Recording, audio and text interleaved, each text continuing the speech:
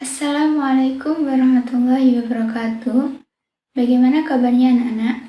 Semoga selalu dalam keadaan sehat walafiat ya.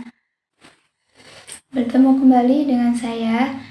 Di sini kita akan belajar pada bab yang sama seperti kemarin, yaitu tentang struktur dan fungsi tumbuhan.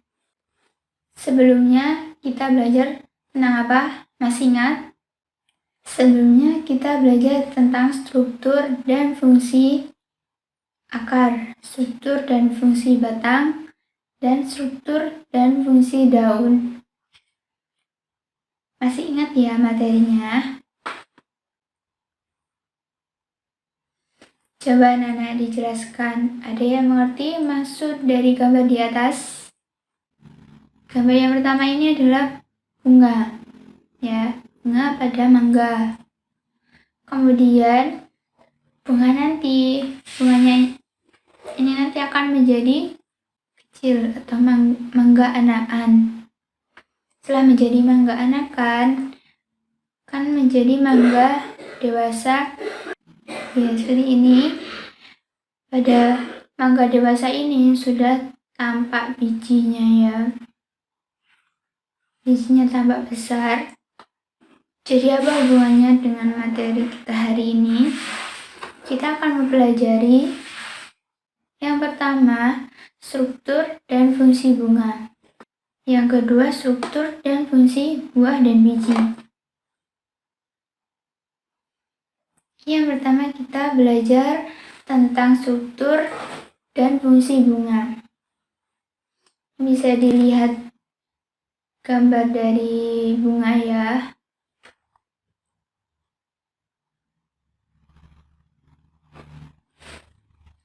Bagian-bagian bunga ini dikelompokkan menjadi dua, yaitu ada perhiasan bunga dan alat kelamin.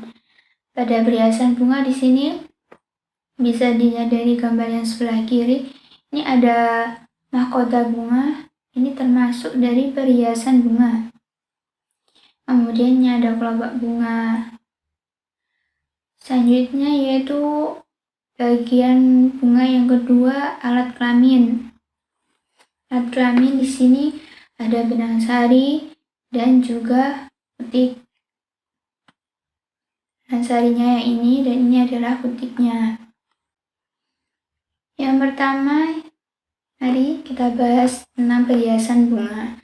Ya, anak-anak bisa lihat ini adalah gambar dari mahkota bunga yang banyak sekali warnanya.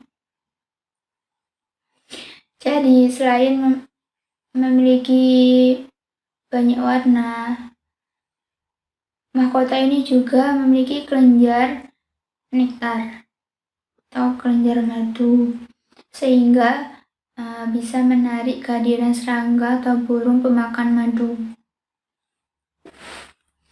Jadi ini mahkota tidak hanya satu warna, ada yang lebih dari satu warna seperti ini. Ini warna putih dan merah. Kenapa kok bisa dua warna mahkotanya ini? Bisa jadi karena terjadi persilangan dari dua bunga. Pada mahkota bunga ini mengandung nektar. Hal tersebut dapat membantu pemindahan serbuk sari dari kepala sari ke kepala putik, baik pada bunga sendiri maupun bunga lain yang sejenis. Jadi fungsi mahkota ini juga menarik serangga dan burung. Selain itu juga melindungi putik dan benang sari di dalamnya. Jadi ada bunga yang benang sari dan kepala putiknya itu ada di dalam mahkota sini, jadi dilindungi oleh mahkotanya. Ada juga yang dia kepala sari dan putiknya ini di luar mahkota. Yang kedua, kita belajar tentang alat kelamin pada bunga.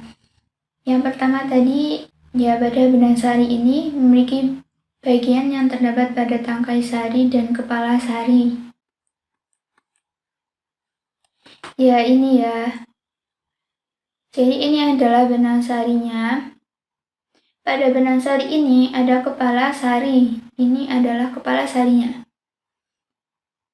Kemudian di sini adalah tangkai sari.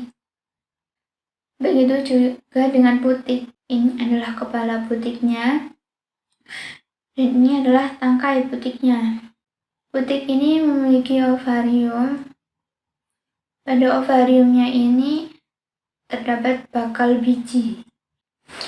Jadi pada benang sari ini memiliki bagian yang terdapat pada tangkai sari dan kepala sari. Di dalam kepala sari ini terdapat ruang sari atau kotak serbuk sari. Nah, pada kotak serbuk sari ini terdapat inti spermatozoid. Benang sari ini disebut juga dengan alat kelamin jantan pada bunga. Alat kelamin yang kedua yaitu putik. Putik ini memiliki bagian yang terdapat pada kepala putik, tangkai putik, dan bakal buah yang tadi sudah Ibu tunjukkan. Di dalam bakal buah itu terdapat satu atau lebih bakal biji yang di dalamnya mengandung inti-inti kandung lembaga dan sel telur. Putik ini juga disebut sebagai alat kelamin betina pada bunga. Yang kedua kita akan belajar tentang struktur dan fungsi buah dan biji. Buah merupakan organ tumbuhan yang mengandung biji. Ini ya. Ini adalah contoh dari buah mangga. Buah ini biasanya berkembang dari alat-alat perkembangbiakan betina. Tetapi seringkali bagian-bagian lain pada bunga ikut serta dalam menyusun buah. Dalam buah ini terdapat bagian luarnya ini yang melindungi daging buah, yaitu kulit buah. Kemudian yang melindungi bijinya ini dinamakan daging buah ini ya. Kemudian untuk kulit buah dapat dibedakan menjadi 3 bagian utama, yaitu exocarp, mesocarp, dan endocarp.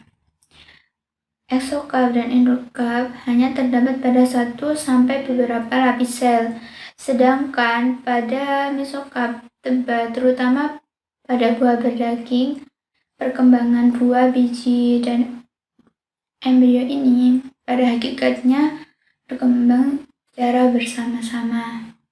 Tadi sudah Ibu jelaskan bahwasanya buah biasanya berkembang dari alat perkembangbiakan betina.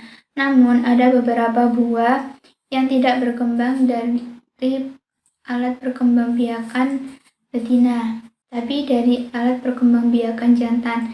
Contohnya yang pertama yaitu buah nanas, 2 buah apel. Jadi nanas ini berasal dari pertumbuhan dasar bunga, sementara buah apel berasal dari pertumbuhan dasar bunga. Buah yang selanjutnya yaitu buah nangka. Bagian yang dimakan dari nangka ini adalah daun bunga yang tumbuh bersatu, yaitu tenda bunga dan ibu tangkai bunga. Yang selanjutnya yaitu buah jambu monyet. Buah jambu ini berasal dari tangkai bunga yang mengembung. Jadi buah yang berasal dari perkembangbiakan jantan tadi disebut juga dengan buah semu. Sebelum Ibu mengakhiri materi hari ini, Ibu ada sedikit motivasi buat kalian. Jangan malas untuk belajar, karena ilmu adalah harta yang bisa dibawa kemanapun tanpa membebani kita. Jadi adik-adik harus terus semangat belajar, tidak boleh malas ya. Jika ada yang kurang dipahami, bisa dipelajari lagi, belajar terus, pantang menyerah. Ya. Terima kasih untuk pertemuan hari ini. Ibu akhiri. Assalamualaikum warahmatullahi wabarakatuh.